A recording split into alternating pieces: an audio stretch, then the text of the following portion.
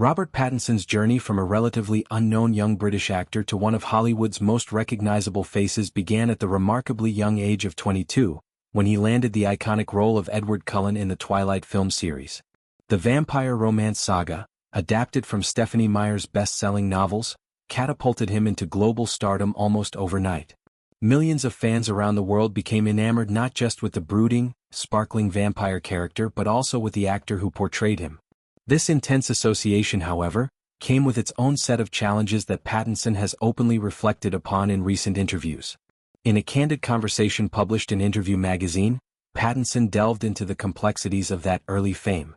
He expressed that while he genuinely enjoyed the process of making the Twilight films, the collaborative sets, the creative energy, and the opportunity to bring a beloved literary character to life, the overwhelming marketing machinery surrounding the franchise presented a different reality.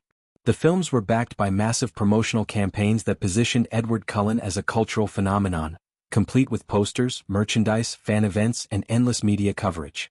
For Pattinson, this created a pressure to align his personal identity with the character in the public eye, something he was determined to resist from the start.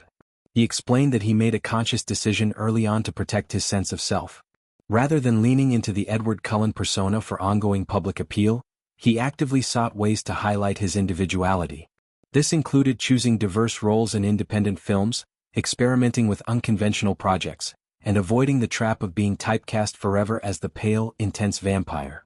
That deliberate push to separate himself from the role has remained a guiding principle throughout his career, shaping the types of characters he pursues and the stories he tells. One particularly fascinating aspect Pattinson highlighted was how fans initially blurred the lines between actor and character.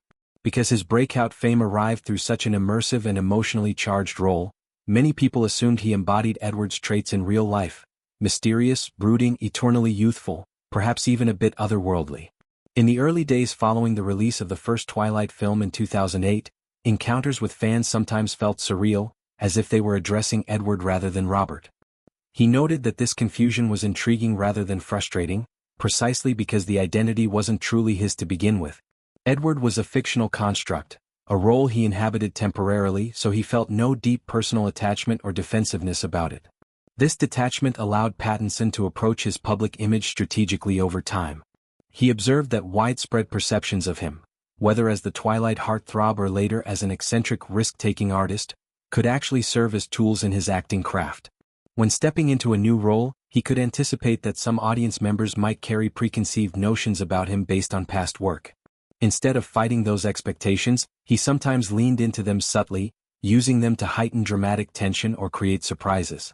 For instance, playing against type in gritty, unconventional films became a way to subvert those lingering Twilight associations, making his performances feel fresh and unpredictable. This mindset reflects a mature understanding of celebrity in the modern era, where actors are often seen as extensions of their most famous characters. Pattinson's refusal to be boxed in has paid off handsomely in the years since Twilight concluded.